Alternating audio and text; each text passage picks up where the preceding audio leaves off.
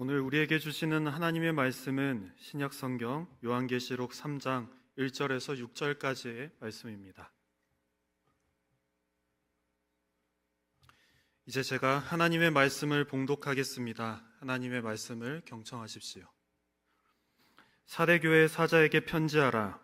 하나님의 7영과 7별을 가지신 이가 이르시되 내가 너의 행위를 아노니 너가 살았다 하는 이름을 가졌으나 죽은 자로다. 너는 일깨어 그 남은 바 죽게 된 것을 굳건하게 알아. 내 하나님 앞에 너의 행위 온전한 것을 찾지 못하였노니 그러므로 내가 어떻게 받았으며 어떻게 들었는지 생각하고 지켜 회개하라. 만일 일깨지 아니하면 내가 도둑같이 이르리니 어느 때에 내게 이르는지 내가 알지 못하리라. 그러나 사대에 그 옷을 더럽히지 아니한 자 몇 명이 내게 있어 흰 옷을 입고 나와 함께 다니리니 그들은 합당한 자인 영고라. 이기는 자는 이와 같이 흰 옷을 입을 것이요 내가 그 이름을 생명책에서 결코 지우지 아니하고 그 이름을 내 아버지 앞과 그의 천사들 앞에서 시인하리라. 귀 있는 자는 성령이 교회들에게 하시는 말씀을 들을지어다.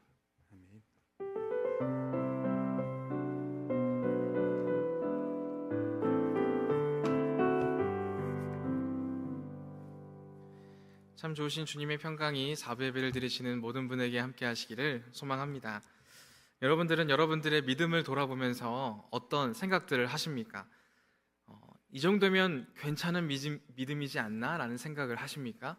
아니면 나는 한참 모자르다 라는 생각들을 하십니까? 너무 극과 극에 대한 이야기를 하게 되는데 보통 우리가 갖는 생각은 이와 같을 겁니다. 너무 좋지도 않고 또 너무 모자르지도 않고 적당히 그 중간쯤 어딘가 얘 믿음의 모습이 나의 믿음이라고 생각하게 될 때가 많이 있으실 겁니다. 그렇게 믿음 생활을 하다가 때로는 리더나 행정팀의 자리에 추천을 받거나 연락을 받으면 그제서야 우리의 믿음이 내가 믿음이 한참 모자른데 내가 할 수 있겠나?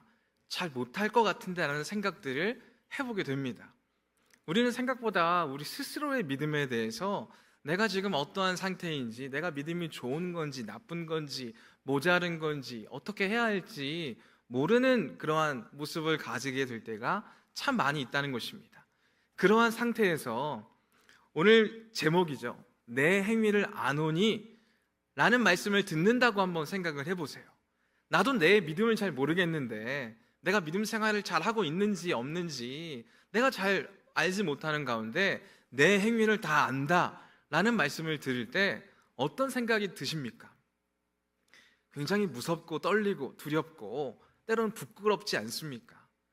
그러한 상태로 오늘 본문 말씀을 우리가 들어야 하나 아니면 다른 말씀을 하시는가, 우리는 그러한 생각들을 가지고 오늘 말씀을 한번 나눠볼 수 있기를 원합니다. 저도 가끔씩 제 딸과 아들에게 그런 얘기를 합니다. 아빠 다 알아? 너 지금 이거 하고 있지? 다 알아? 이런 말들을 해요. 이런 말을 하면요 제 딸과 아들이 어떻게 반응할 것 같으세요? 아빠 어떻게 알았어? 이렇게 막 놀래요. 근데 아이들은요 행동이 크고 감추려고 하지만 다 보여요. 그래서 다 보이니까 그냥 아빠 다 알아? 막 이런 식으로 하는데 아이들은 막 깜짝깜짝 놀래요. 야 아빠가 등에도 눈이 달렸나? 막 이런 식으로 생각해요. 근데 지금이야 7살이고 10살이니까 그렇게 반응하죠. 이제 얘가 중학생이 되고 고등학생이 되고 대학생이 돼서 아빠 다 알아? 이렇게 하면 어떻게 반응할 것 같으세요? 여러분들은 어떻게 반응하세요? 짜증이 나고 굉장히 싫은 느낌이 나지 않겠어요? 그러니까 그러한 모습으로 오늘 이 제목의 부분들을 우리도 듣게 된다는 것입니다. 그럼 이렇게 무섭고 때로는 짜증이 나기도 하고 싫기도 한 이 말씀을 어떤 교회에 주실까요? 내 행위를 다 안다고 말씀하시는 교회는요 7교회 중에 5번째 교회인 사대교회입니다. 이 사대교회가 어떠한 모습이 있기에 예수님께서는 너의 행위들을 다 안다고 표현을 하셨던 것일까요? 이 말씀을 대해서 우리가 함께 나누기 전에 우리는 이제까지 7교회들에 대해서 쭉 나누었었습니다. 근데 이 7교회들에 대해서 말씀을 하시기 전에 예수님께서는 꼭 그 교회에게 자기 자신을 다른 방식으로 소개를 하셨습니다. 오늘도 사대교회에게 자신을 이렇게 소개하십니다. 하나님의 7 영과 7 별을 가지신 이가 이르시되, 하나님의 7 영과 7 별을 가지고 계신 분이시라는 거예요, 예수님이. 그럼 하나님의 7 영은 무엇입니까? 하나님의 7 영이라고 하면 뭔가 이 말의 의미를 한번 생각해 보면요, 7개의 영은 뭐 하나님의 성령이 7개로 나눠져 있다라는 말이 아니죠. 먼저는 그냥 그 뜻을 한번 해석을 해보자면 7이라고 하는 숫자는 완전수입니다. 그렇기에 7이라고 하는 영에 대한 표현은 하나님의 온전하신 영이라는 표현으로도 우리가 들을 수 있습니다. 또 다르게 해석을 해보자면 예수님께서는 지금 7교회에 편지를 쓰고 계십니다. 그럼 7교회의 영이라고 한다는 것은 그 모든 교회를 주관하시고 지켜보시고 주목하시고 바라보시는 분이시라는 것을 우리에게 알려주시는 모습으로 우리가 떠올릴 수 있다는 것입니다. 더불어서 7 별은 무엇입니까? 7 별은요, 요한계시록 1장에 분명하게 기록하고 있어요. 7 교회에 보내는 천사라고 기록하고 있습니다. 즉 7 교회들을 주목하고 계시고 관심을 가지고 계시고 지켜보고 계시는 분이 예수님이시라는 것을 분명하게 우리에게 알려주신다는 것입니다. 그럼 그러한 분이 사대교회를 향하여서 어떤 말씀을 해 나가실까요? 그 내용들을 우리가 알아가기 전에요, 지금 이렇게 예수님이 스스로를 표현하신 부분이 앞서 다른 교회들에게 스스로 소개하셨던 부분들과 유사한 그러한 교회가 있습니다. 그 교회가 어떤 교회냐면 7개의 교회 중에 첫 번째 교회, 에베소 교회에게 자기 자신을 소개하실 때 오늘 이 사대교회에게 소개하신 부분과 굉장히 흡사합니다. 요한계시록 2장 1절에 이렇게 기록되어져 있습니다. 에베소 교회의 사자에게 편지하라. 오른손에 있는 7 별을 붙잡고 7 금 촛대 사이를 거니시는 이가 이르시되, 이렇게 에베소 교회에 자기 자신을 예수님께서는 이렇게 표현하셨어요. 그럼 이 표현의 내용들을 어떤 내용인지 기억하시겠죠? 이런 내용들을 담고 있어요. 7 별을 붙잡고 있다는 것은 7 별은 아까도 설명을 드렸지만 7 교회에 보내는 천사들이었습니다. 그럼 7 금 촛대는 무엇일까요? 이 표현도 요한계시록 1장 거의 끝 대목에 나오는데 7 금 촛대는 7 교회라고 표현하고 있어요. 그럼 이 말은 무엇이냐면 7 교회를 거니시면서 다스리시고 지켜보시고 주목하시는 분이시라는 걸 우리에게 알려준다는 거죠. 그 뜻과 의미가 사대교회에게 표현하시는 부분과 거의 유사하다는 것입니다. 그럼 굉장히 유사하게 자기 자신을 표현하고 계신다는 건 그 뒤에 나오는 내용도 유사하다는 것을 우리에게 먼저 알려주시는 대목이 되어집니다. 그럼 에베소 교회에게는 어떤 말씀을 하셨습니까? 에베소 교회의 상황과 에베소 교회에게 하셨던 말씀을 짧게 되돌아보면 에베소 교회 교인들은 불의에 맞서 싸웠습니다.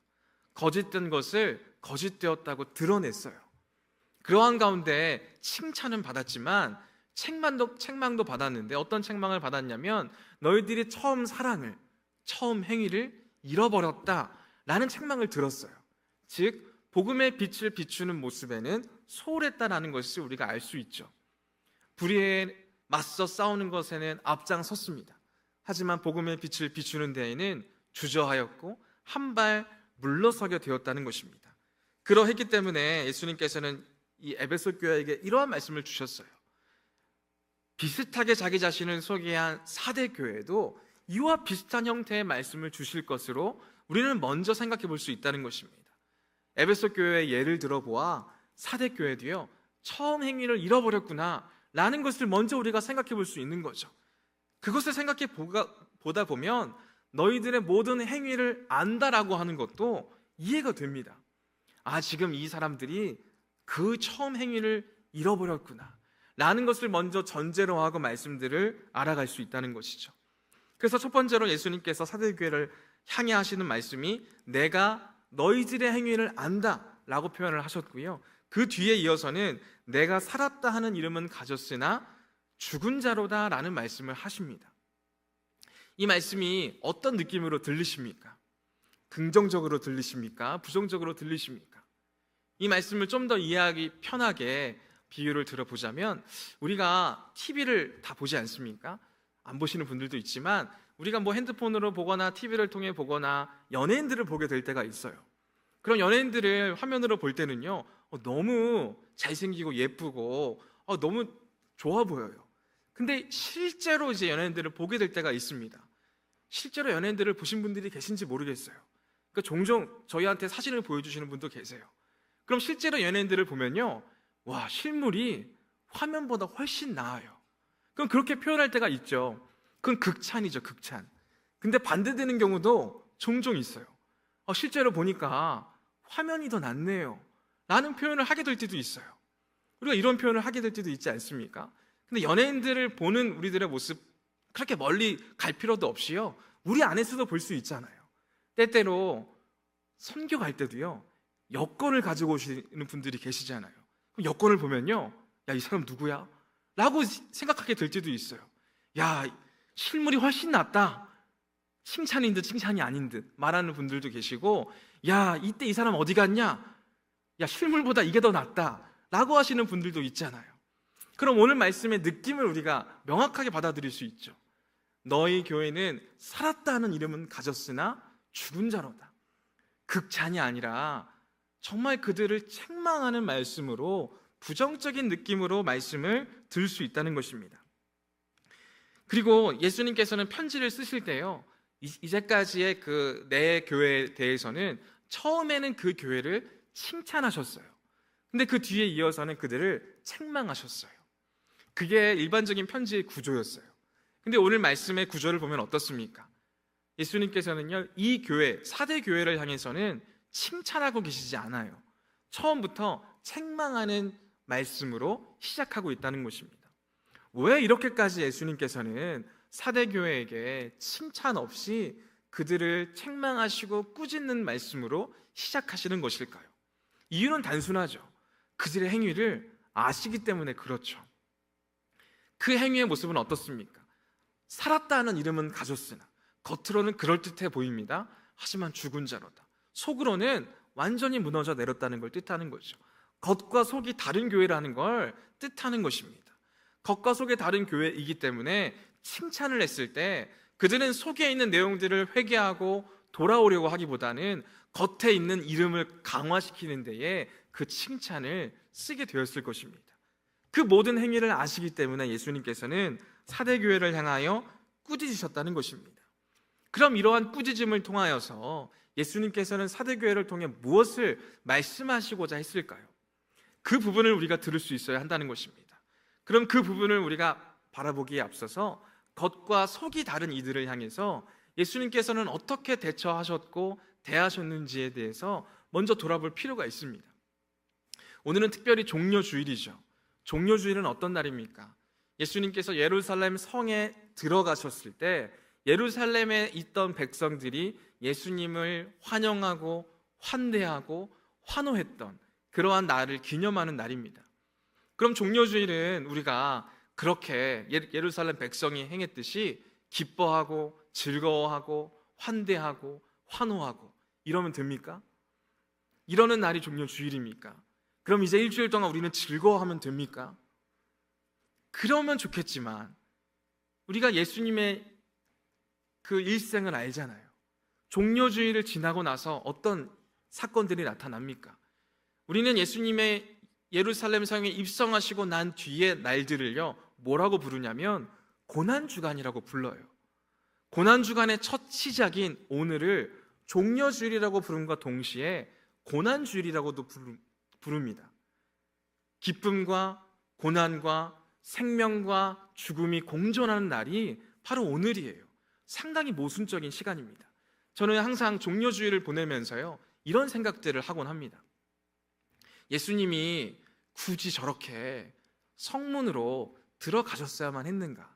라는 생각을 해보게 됩니다. 왜 그래요? 예수님이 들어가시는 그 마음과 그 뜻과 예수님을 환영하고 예수님을 환대하는 예루살렘 백성들의 마음과 그 뜻이요, 너무 다르잖아요. 동상이몽의 자리가 딱 그와 같은 자리이지 않습니까? 근데 왜 예수님이 굳이 그들의 환대와 그들의 환영에 반응하시며 들어가셔야 했는가? 라는 생각들을 해보게 된다는 것입니다. 차라리 그들이 생각하는 정치적이고 군사적인 메시아를 지금 기다리고 환영하고 환대하는 자리라면 나 같으면 안 들어가겠다 싶어요. 그들에게 분명하게 말해야죠. 나는 군사적으로 정치적으로 이 땅을 구원하기 위해 온 메시아가 아니다 라는 걸 밝히셨어야죠. 근데 예수님은 그러한 것들을 밝히시지 않으시고 그러한 마음으로 환영하고 환대했던 예루살렘 백성들에게 반응하시며 들어오고 계신다는 것입니다. 그러니 어떻게 그들이 돌변합니까? 우리가 다들 아는 것처럼 예수님이 붙잡히시고 십자가를 향해 가는 길에 예수님을 환영했고 환대했고 환호했던 무리들이 예수님을 비난하고 욕하고 정죄하는 무리들로 돌변하게 된 것을 우리가 볼 수 있지 않습니까? 그 모습을 보면서 정말 이해가 되지 않았어요. 처음부터 반응하지 마시지. 처음부터 그들을 책망하시지. 처음부터 그들을 정죄하시지. 근데 왜 그러셨어야만 했는가? 그러한 고민을 한참 했었어요. 그러다가요, 말씀을 보다 보면서 해소가 됐습니다. 어떤 부분에서 해소가 됐냐면 예수님은 죽임 당하셨고 다시 사셨어요. 그리고 나서 사도행전에서 예수님의 부활하심을 목격한 제자들이 복음을 전하기 시작하지 않습니까? 복음을 전하면서 어떤 사건들이 기록되어 있습니까? 사도행전 2장에서부터요, 베드로가 복음을 전하기 시작했을 때 3,000명이 믿습니다. 4장에서도요, 치유를 일으켰을 때 5,000명이 믿습니다. 그리고 날마다 믿는 사람들이 더해갔다고 말씀에는 기록하고 있습니다. 그럼 과연 그 사람들이 누구일까? 라는 거죠. 그 사람들은요, 예루살렘 성 안에 있는 백성들이었다는 거예요. 예수님을 만나서 환호도 했었고, 예수님을 만나서 비난도 했었고, 욕도 했던 그 무리들이 예수님의 진정성과 만나서 진정성 있게 예수님 앞에 나올 수 있게 되었다는 것을 바라볼 수 있었다는 것입니다. 그처럼요, 사대교회도요, 책망할 일 투성이었습니다. 그들에게 이렇게 칭찬 없이 꾸짖고 책망하시고 비난하는 듯한 말씀을 하신 이유가 어디에 있습니까? 그것은 그들을 향해 진단을 내리신 거예요. 진단을 내리시고 그 다음 스텝을 알려주시기 위해서, 그들이 빨리 돌아오게 하시기 위한 예수님의 말씀이라는 것을 우리가 알고 나서 말씀들을 바라볼 수 있어야 한다는 것이죠. 그들은 살았다는 이름을 가졌습니다. 근데 죽은 자들이었어요. 이것을요, 그들은 알지 못했다는 것입니다. 그들은 그들 스스로를 잘 알지 못했어요. 그랬기 때문에 그들은 돌아보지 못했어요. 돌이키지 못했어요. 그 자리에서 서서히 죽어가고 있었다는 것입니다. 그러한 자리에서 예수님께서는 분명하게 그들에게 말씀하셨다는 거예요. 너희는 살아있는 이름은 가졌으나 죽은 자로다 라는 말씀을 주고 계신다는 것이죠. 그럼 우리가 생각하는 사대교회의 모습은 어떠할 것 같으세요? 그들이 교회라는 이름은 딱 걸어두고 우상 숭배를 하고 서로 막 분열되고 싸우고 이러한 모습을 생각하십니까? 아니요. 사대교회는요, 교회라는 이름을 걸고 그 안에 말씀을 나누기도 했을 거예요. 그 안에서 말씀을 양육하기도 했을 거예요. 봉사도 했을 거예요. 교사도 했을 거예요. 수많은 직분들을 맡았을 거예요. 그러한 교회라는 타이틀과 교회다운 모습들을 나타냈을 거예요. 하지만 예수님께서 바라보시기에 너희들은 죽은 교회다 라고 말씀해주고 계신다는 거예요. 왜요? 그들이 더 이상 복음의 빛을 비추고자 하는 모습이 없었거든요. 그냥 교회에서 좋은 게 좋은 거지라고 하면서 그냥 다 수긍하고 넘어갔어요. 사회 정의를 외치기는커녕 거짓된 것을 거짓되다고 드러내기는커녕 그냥 받아들이고 넘어가면 되지 라는 생각을 했던 교회였다는 거예요.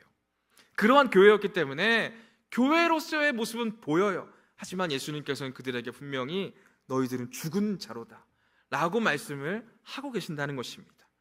그들에게 분명한 진단을 내리고 계신다는 것을 알 수 있다는 것입니다.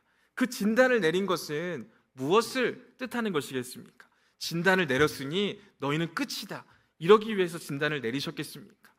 그 진단을 내리셨으니 이제 그 진단에 따른 해결책을, 회복의 과정을 제시하시고자 분명하게 그들의 현 주소를 깨닫게 해주시는 말씀으로 우리는 들을 수 있어야 한다는 것이죠. 그래서 그 뒤에 말씀은 이렇게 기록되어져 있습니다. 너는 일깨어 그 남은 바 죽게 된 것을 굳건하게 하라. 내 하나님 앞에 내 행위에 온전한 것을 찾지 못하였노니 라는 말씀을 이어가고 계신 거예요. 그들이 지금 굉장히 죽은 자의 모습으로 나타나 있는 거예요. 그러한 상황에서 예수님께서는 너희들에게는 지금 응급한 상황이기 때문에 응급 조치가 필요하다는 것을 말씀하고 계시고, 그 응급 조치를 2절 말씀을 통해 하고 계신 것으로 우리가 받아들일 수 있어야 한다는 것입니다. 제 아내가 요새 많은 교육대학원 공부를 하고 다닙니다. 근데 저번 주 중에는 교육을 한번 들어야 한다는 거예요. 그래서 교육을 한번 들으러 갔습니다. 그게 무슨 교육이었냐 하면 심폐소생술, CPR 교육을 받으러 갔어요. 그래서 그 교육을 받고 집에 와서 저한테 막 그 얘기를 해주는 거예요. 저도 CPR 민방위 훈련 가서 많이 교육 듣거든요. 저도 많이 해봤거든요. 그래서 굳이 얘기 안 해줘도 되거든요. 근데 막 들으면서 꽤나 유용한 정보들이 있는 거예요. 어떤 내용들을 들었냐면 그곳에 왔던 강사가 한 영상을 보여주더래요. 한 영상에는 한 남자가 누워 있었습니다. 의식을 잃은 것처럼 보였습니다.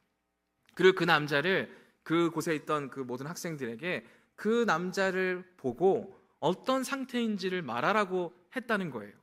그래서 이제 모든 학생들이 그 남자의 상태를 보았는데 그 남자가 의식은 잃은 것처럼 보였어요. 의식은 잃고 가만히 누워 있는데 뭔가 거친 숨소리로 숨을 쉬는 것처럼 보였대요.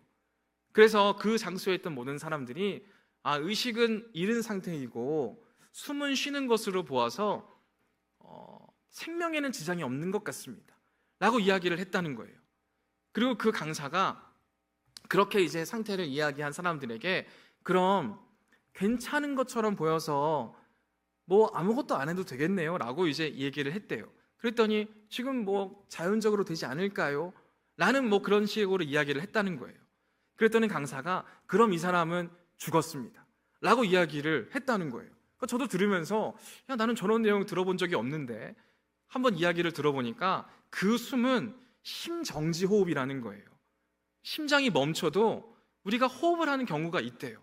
근데 그 호흡은 우리 뇌에 산소를 공급하는 호흡이 아닌 거였대요. 죽고 난 뒤에도 심장이 뛰면서 그냥 호흡으로 비춰지는 호흡을 한다는 거예요. 그래서 그 호흡이 어떤 호흡인지를 분별하는 그런 방법들을 쫙 적어놓은 그런 자료도 보여주더라고요. 이 사람은 살아있는 것처럼 보였지만 죽은 사람이었다는 거예요. 심폐소생술을 하지 않으면 죽은 사람이 되고야 만다는 거죠. 오늘 말씀도 그와 같은 거예요. 사대교회는요 괜찮은 듯 보여요. 뭔가 그 안에서 말씀도 전해지는 것 같고, 그 안에서 봉사도 많이 하는 것 같고, 그 안에서 서로 교제도 하는 것 같고 괜찮아 보여요. 하지만 그 가운데 심폐소생술을 하지 않는다면 그 교회는 죽은 교회로 끝나버리게 되는 거죠. 그것을 예수님께서는 미리 그들에게 진단을 내리심으로써 너희들이 지금 어떤 상태인지, 지금 응급한 상태라는 것을 분명히 하시기 위해 이 말씀을 주고 계신 것이고요, 그 뒤에 심폐소생술과도 같은 말씀을 주고 계신다는 것이죠. 그럼 그 뒤에 이어지는 말씀은 뭐였어요? 너희들이 일깨워 라고 말씀을 하고 있습니다. 일깨워서 뭐라고 하고 있습니까? 남은 바 죽게 되는 것을 굳건하게 하라 라는 말씀을 주고 계세요. 이 말씀은 굉장히 어려운 듯 들려요. 아니, 남아있는 것이 죽은 것이라는 표현처럼 들리잖아요. 그 남은 바 죽게 된 것을 굳건하게 하라. 아니, 이미 죽어버린 것이라면 그게 남아있으나 남지 않으나 무슨 소용이 있습니까? 라는 생각을 하게 될 수도 있어요. 우리는 죽어있다고 하면 남아있다고 생각하지 않아요. 하지만 예수님께서 보시기에 죽어있는 것처럼 보여도 남아있다는 거예요. 남은 그것을 굳건하게 하라고 말씀하고 계신다는 것입니다. 지금 살아있는 모양은 가졌으나 죽은 자로다라는 모습을 통해서 아무것도 남은 것처럼 생각하지 않는 모습으로 우리가 여길 수 있지만 그 가운데에서도 분명히 남은 것이 있다라는 것으로 우리는 이 말씀을 받아들일 수 있어야 한다는 것입니다. 죽은 것처럼 보여도 심폐소생술을 했을 때 산소가 우리의 뇌에 공급될 수 있어요. 그렇게 되면 살아날 수 있다는 거예요. 그렇게 되면 다시 일어날 수 있다는 거예요. 그렇게 되면 다시금 우리가 걸어갈 수 있다는 거예요. 그러한 말씀으로 우리에게 주셨다는 거죠. 사대 교회의 이 사대 지역은요, 사대라고 하는 이 단어의 뜻은 남은 물건이라는 뜻이에요. 이 남은 물건이라는 뜻을 통해서 사대 교회에 남아있는 것에 대해서 예수님께서는 계속 말씀해주고 계신 거예요. 너희들은 좀 죽었다라고 하는 그 자리에 아무것도 없는 것처럼 생각하고 내게 남아있는 것은 없다고 여기지만 예수님께서 보시기에 남아있는 것이 있는 거예요. 죽어있다고 선포하셨지만 그 뒤에도 4절 말씀에도 이렇게 기록하고 있습니다. 그러나 사대에 그 옷을 더럽히지 아니한 자 몇 명이 내게 있어 흰 옷을 입고 나와 함께 다니리니 그들은 합당한 자인 연고라. 이 말은 무슨 뜻입니까? 죽어있는 사대교회에 남아있는 자가 있다는 거예요. 남아있는 자가 있으니 그 남아있는 믿음을 굳건하게 해라, 깨어나라 라는 말씀을 주고 계신 본문이라는 거죠. 그럼 남아있는 자가 누굽니까? 남아있는 자는 누구인지 아무런 말씀도 적혀있지 않습니다. 그럼 그건 무엇을 뜻하는 것입니까? 그 남아있는 자가요, 우리가 될 수 있다는 거예요. 그 남아있는 자가요, 여러분들이 될 수 있다는 거예요. 어느 누구라도 내게 남아있는 그것을 굳건하게 하는 사람은 그 누구라도 남아있는 자로서 이기는 자가 될 수 있다는 것을 우리에게 알려주고 있다는 것입니다. 우리도 믿음 생활을 많이 합니다. 때로는 리더로, 때로는 교사로, 때로는 수많은 봉사로 많은 것들을 할 때가 있어요. 근데 많은 것들을 할 때 보람도 되고 기쁨도 되고 하나님을 기쁘시게도 하고 참 좋을 때가 있어요. 근데 반대로 갑작스럽게 영적인 침체가 오고 영적인 실망의 상태, 영적으로 낙담된 상태가 올 때도 있어요. 그때가 되면요, 내 안에는 아무것도 남은 것이 없는 것처럼, 하나님이 나를 사랑하시지 않는 것처럼, 하나님의 은혜가 내게 남아있지 않는 것 같은 그러한 메마름의 상태가 우리에게 있을 때가 있어요.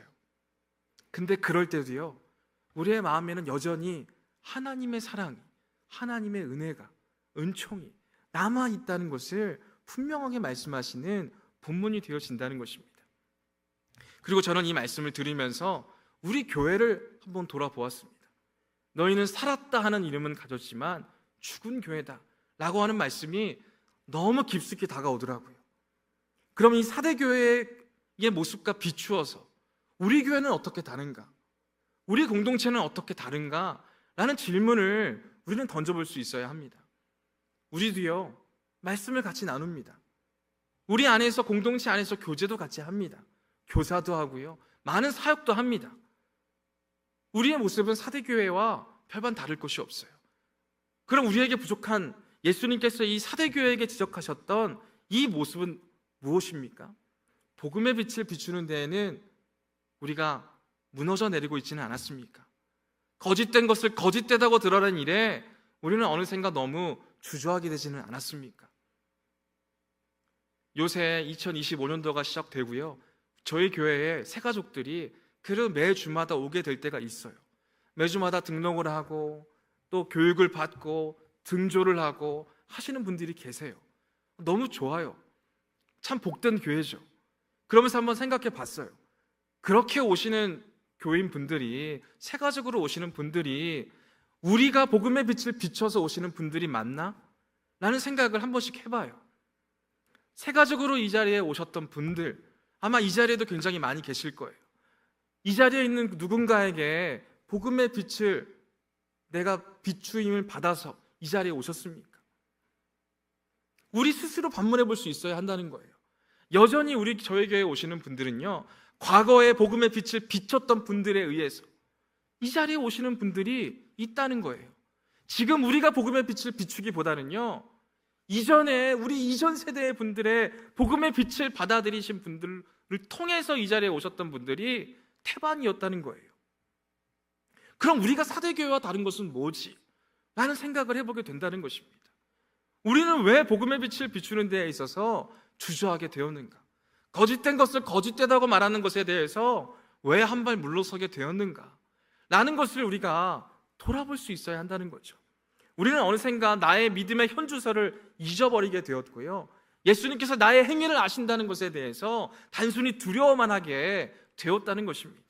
근데 오늘 말씀은요, 우리가 그 말씀을 두려움으로 받아서는 안 된다는 것입니다. 내가 너의 행위를 아노니, 이 말씀은 우리를 두려움에 빠지게 하시기 위한 말씀이 아닌 거예요. 너에게 남은 것이 있다. 죽은 듯 보이지만 그래도 너의 마음 가운데는 여전히 나에게 받은 은혜가 있다. 나에게서 받는 사랑이 있다. 나는 너의 행위를 모두 다 안다. 너의 마음 가운데에는 나의 사랑이 남아있다. 너희들 가운데에는 여전히 남아있는 이들이 있다. 라는 말씀으로 들을 수 있어야 한다는 거죠.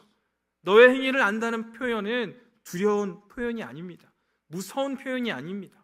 나를 부끄럽게 하는 표현이 아닙니다. 나를 살게 하시는 표현이신 것입니다. 나를 여전히 붙잡아 주시는 표현인 것입니다. 그렇게 예수님께서는 우리에게 말씀하시는 거예요. 너에게 여전히 남아있는 것이 있다. 너희에게 여전히 나의 빛이 있다. 그 빛을 비추는 삶을 살아가도록 우리에게 도전하시는 말씀으로 들 수 있어야 한다는 것입니다. 우리 안에 있는 예수님의 빛을, 남아있는 빛을 바라볼 수 있기를 원합니다. 그리고 그 빛과 함께 거니실 수 있기를 원합니다. 복음의 빛을 비추는 삶의 모습을 살아갑시다. 예수님께서 분명하게 우리에게 말씀하셨습니다. 너에게 남은 것이 있다. 너가 그 남은 빛을 비추고자 할 때 내가 너와 함께 거닐겠다. 그렇게 하려고 할 때 생명책에 너의 이름은 굳건히 써 있게 될 것이다. 내가 너와 함께 할 것이다. 분명하게 말씀하십니다. 이 말씀에 따라 우리가 주저하지 않기를 바랍니다. 복음의 빛을 비추는 삶을 살아갑시다. 내가 당장 세상 사람들에게 내가 가지고 있는 이것을 전하며 나아가는 것이 부담이 된다면 우리 옆에 보였으나 보이지 않았던 이들을 향해 빛을 비추는 모습부터 시작합시다. 그리고 우리 교회에서 복음의 빛을 비추고자 하는 그 사역들에라도 함께 합시다. 그러한 자리를 통해서 우리는 복음의 빛을 비추며 살아갈 수 있을 것입니다. 우리 모두는 이기는 자가 될 수 있습니다. 오늘 말씀을 통해서 분명하게 우리 안에 남아있는 그 빛과 사랑과 은혜와 은총을 돌보아 이기는 자로서 삶을 살아가고 하나님의 은혜로 하나님과 동행하며 승리하고 이기는 저와 모든 분들이 되실 수 있기를 간절히 소망합니다. 마지막 말씀에 분명하게 이렇게 기록하고 있습니다. 귀 있는 자는 성령이 교회들에게 하시는 말씀을 들을지어다. 이 말씀을 듣고 순종하며 걸어갈 수 있는 저와 모든 분들이 되시기를 간절히 소망합니다. 이 시간 함께 기도하기를 원합니다. 함께 기도할 때 우리의 모습들을 돌아보며 기도할 수 있기를 원합니다. 우리의 믿음의 모습을 다시금 살펴볼 수 있기를 원합니다. 나의 믿음의 현 주소는 어떠한 모습입니까? 나의 모습은 사대교회와 얼마나 다릅니까? 사대교회에게 예수님께서 책망하시며 그들을 꾸짖으셨던 그 음성이 내게도 들려올 때 우리는 어떻게 반응해야 하겠습니까? 예수님의 그 음성이 단지 무섭게만 두렵게만 들린다면 다시금 예수님의 말씀을 듣기를 원합니다. 다시금 그 말씀에 귀 기울일 수 있기를 원합니다. 예수님이 이렇게 말씀하심은 나를 두렵게 하시기 위한 말씀이 아닙니다. 나를 일깨우시는 말씀입니다. 지금 내 믿음을 다시금 돌아보라고 권면하시는 말씀입니다. 다시 깨어나 내 안에 남아있는 것들을 붙잡으라고 하시는 말씀입니다. 내게 남아있는 것을 더 굳건하게 하시라는 말씀입니다. 겉으로는 멀쩡해 보이지만 우리 속의 모습을 살펴볼 때 얼마나 많이 무너져 있었습니까? 얼마나 많이 주저했고 얼마나 많이 복음의 빛을 비추며 사는 삶에서 멀찍이 떨어져 있었습니까? 그러한 우리에게 분명하게 말씀하십니다. 너에게 그래도 남아있는 것들이 있다. 그 남아있는 것들을 붙잡아라. 그 남아있는 것들을 굳건하게 하라. 그리할 때 너희도 이기는 자가 될 수 있다. 이기는 자는 나와 함께 행하리니 그 무엇도 너희들을 무너뜨릴 수 없다. 이 말씀에 귀 기울이며 우리도 응답하는 삶을 살아갈 수 있게 해달라고 기도할 수 있기를 원합니다. 예수님께서는 우리에게 진정성을 가지고 나아오십니다. 우리도 진정성 있게 응답하며 사는 삶을 살아갈 수 있게 해달라고 기도할 수 있기를 원합니다. 예수님께서 우리 안에 여전히 그 은혜를 남겨두셨사오니 그 은혜를 붙잡고 살아가겠습니다. 그 사랑을 붙잡고 살아가겠습니다. 나는 그러한 결단으로 또 이번 한 주를 살아가고 앞으로도 교회된 모습으로 온전히 살아갈 수 있는 우리 모두가 될 수 있게 해달라고 함께 기도하기를 원합니다. 또한 우리 교회 안에 있는 모든 사람들을 또한 사랑하고 섬기고 더욱더 믿음으로 하나가 될 수 있는 귀한 공동체 될 수 있게 해달라고 기도하기를 원합니다. 또한 이번 한 주간 고난주간으로 예수님의 고난과 예수님의 죽으심을 묵상하는 시간들입니다. 이 시간들을 정말 주님 앞에서 보내게 하시고 주님과 동행하며 주님의 사랑을 더욱더 깨닫게 하시고 주님의 죽으심과 함께 죽고 주님의 부활하심과 함께 부활하는 그러한 놀라운 기적을 경험해 갈 수 있는 이번 한 주를 보내는 우리 모두가 될 수 있게 해달라고 이 모든 기도의 제목들을 놓고 함께 기도하도록 하겠습니다. 사랑과 은혜가 풍성하신 아버지 하나님 감사합니다. 하나님, 우리는 부족한 것이 너무나도 많이 있습니다. 참으로 연약한 것들도 너무나도 많이 있습니다. 그 가운데 어느샌가 우리는 믿음의 여정 가운데 낙심하고 포기하고 내려놓고 주님, 내가 너무나도 부족것이 없다는 생각을 하게 될 때가 많이 있습니다. 내게 남아있는 것은 아무것도 없다고 여길 때가 너무나도 많이 있습니다. 하지만 주님께서는 우리에게 말씀하십니다. 내가 너의 행위를 모두 다 안다. 그 행위를 안다는 표현은 우리를 두렵게 하시기 위한 표현도 아니라 여전히 우리 안에 주님의 사랑이, 주님의 은총이, 주님의 힘이, 주님의 지혜가 남아있다는 것을 말씀하시는 그러한 말씀으로 듣기를 원합니다. 그리하여 다시금 우리가 깨어 일어날 수 있도록 주님, 우리와 함께하여 주시옵소서. 우리 안에 남아있는 것들을 붙잡고 굳건하게 하며 다시금 복음의 빛을 비추며 사는 삶을 회복해 나갈 수 있도록 도와주시옵소서. 그것이 우리 교회가 살아있는 이름을 가진 것뿐만 아니라 정말로 살아있는 생명력 있는 교회가 되는 길임을 믿습니다. 그러한 모습으로 우리가 삶을 살아갈 수 있도록 도와주시옵소서. 더불어서 주님, 이번 주간을 고난주간으로 보냅니다. 예수님의 고난과 함께하고 예수님의 죽으심과 합하여 함께 죽고 함께 부활하는 주님, 그러한 기적을 경험해가는 우리 모두가 될 수 있도록 주님, 이번 한 주를 주님과 동행할 수 있도록 도와주시옵소서. 주님과 함께 죽고 주님과 함께 살고 승리하는 삶을 살아갈 수 있는 우리 모두가 될 수 있도록 도와주시옵소서. 하나님 감사합니다. 주님, 사랑과 은혜가 풍성하신 아버지 하나님, 오늘도 사대교회를 향한 말씀을 통하여서 우리 스스로를 돌아보게 하심에 감사를 드립니다. 주님, 우리는 살아있는 모습을 가진 교회인 것처럼 보였습니다. 하지만 우리 안의 모습들을 들여다봤을 때 우리가 과연 살아있는 교회라고 말할 수 있는가? 라는 생각들을 다시금 해보게 됩니다. 교회의 모습처럼 보였습니다. 하지만 복음의 빛을 비추는 데에는 한 발자국 멀리 있었습니다. 거짓된 것을 거짓되다고 말하는 자리에서도 우리는 주저했었습니다. 주님, 그러한 자리에서 우리의 현 주소를 다시금 발견하게 됩니다. 우리의 현 주소를 알게 하셨고 현 주소를 깨닫게 하셨사오니 다시금 우리가 주님께서 기뻐하시는 교회의 모습으로 나아갈 수 있도록 주님께서 인도하여 주시옵소서. 오늘 말씀을 통하여서 여전히 우리 안에 남아있는 것이 있다고 말씀해 주셨음에 감사를 드립니다. 그러하니 우리 안에 여전히 남아있는 주님의 은혜를 붙잡게 하시고 우리 안에 여전히 남아있는 주님의 힘과 능력과 지혜를 굳건하게 하여 주시고 그것으로 인하여서 세상 가운데 복음의 빛을 비추며 살아가게 하시고 세상에 거짓된 것을 거짓되다고 증언하며 나아갈 수 있는 우리 교회가 될 수 있도록 하나님 도와주시옵소서. 주님, 또한 이번 한 주간 고난주간으로 보내게 됩니다. 우리를 위해 이 땅에 오셨고 우리를 위해 고난당하신 예수님과 함께 고난당하는 경험을 해나갈 수 있도록 도와주시고 주님과 함께 죽고 주님과 함께 사는 놀라운 역사를 경험하고 도전하고 증언해 갈 수 있는 우리 모두가 될 수 있도록 하나님 도와주시옵소서. 이번 한 주도 주님의 은혜만을 붙잡으며 살아가게 하시고 주님의 빛만을 비추며 사는 삶을 살아가게 하실 줄 믿사오며 감사드리며 예수 그리스도의 이름으로 기도드립니다. 아멘.